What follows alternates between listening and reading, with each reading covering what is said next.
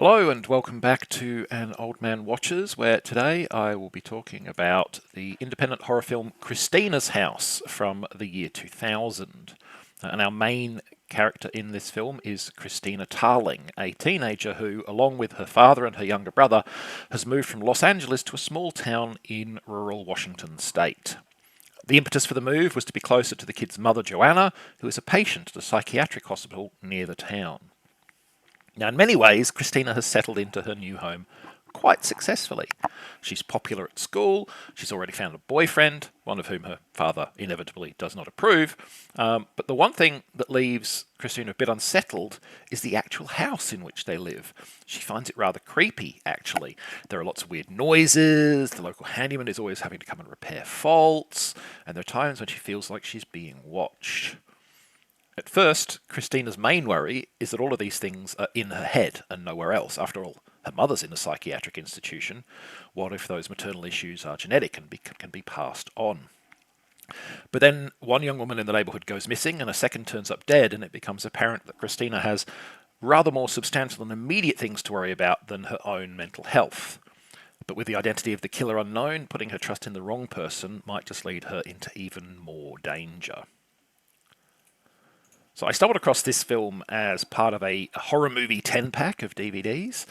Such collections, where you'd normally end up paying sort of a couple of bucks or less per film, often tended to include one moderately recognisable but cheap to license title. In this case, it was the 1932 Bela Lugosi film White Zombie, which was in the public domain and therefore completely free for them to use. And then, a bunch of other dross to make up the numbers. This particular collection certainly did have some dross, including the three Bela Lugosi films I talked about back in July, but it also had a couple of surprisingly watchable offerings, one of which was this movie.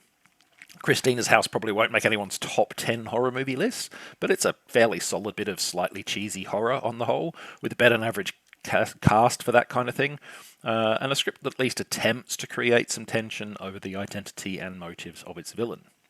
So, should you watch it? Well, I think the single most significant factor in answering that question is how you feel about 80s slasher movies. Because what Christina's House is, basically, is a modern, or modern as of 20 years ago, reimagining of those films.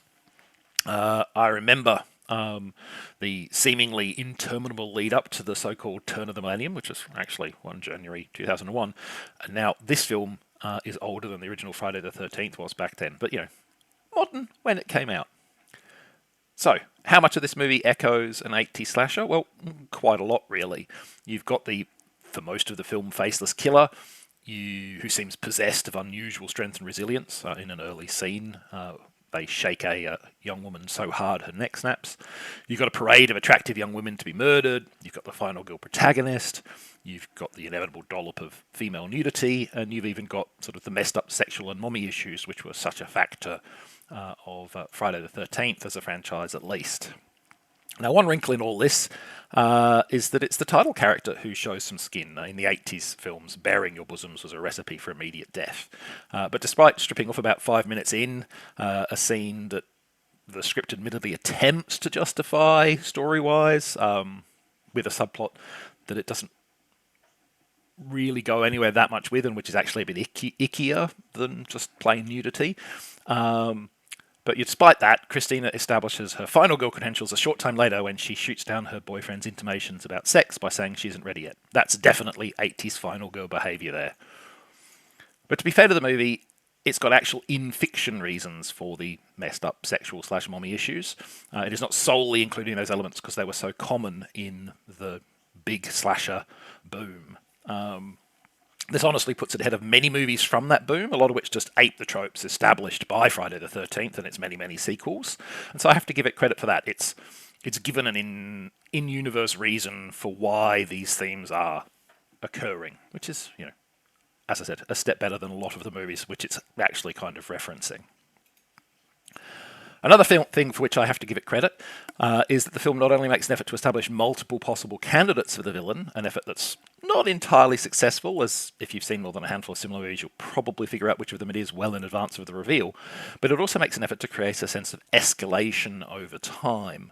The weirdness at Christina's home starts minor and gets steadily worse and worse. The first girl, at least as far as the characters know, merely disappears, while the second is verifiably murdered. And the killings that we do see start off fairly bloodless and get more grotesque over time. It's only when the killer is out in the open that the film really lets loose with a goofy but enjoyable escalation of slasher tropes. We've got household and gardening tools as weapons, an outbreak of implausible death traps, wacky mannerisms, and of course the very clearly delineated final showdown. The film finally breaks out the fake blood for this part, and if this sort of thing is in your wheelhouse, you'll probably have a pretty good time of it. I certainly did. So, overall, I'm fairly positive about the movie. Does that mean I have no complaints? Well, of course it doesn't. This is me, after all. The script does have a few issues, and for me, one of them occurs at the very end of the film. Christina's house decides to go out on that old staple of the Nightmare on Elm Street franchise, the "it's not over yet" stinger. In fact, the final shot of the film is very reminiscent of the final shot of Nightmare on Elm Street 3.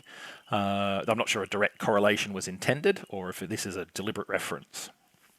It's the moments before that final shot that made me shake my head a bit, though, because they heavily intimate a supernatural element to the whole scenario, which comes more or less out of nowhere and is not really required for the prior events of the movie.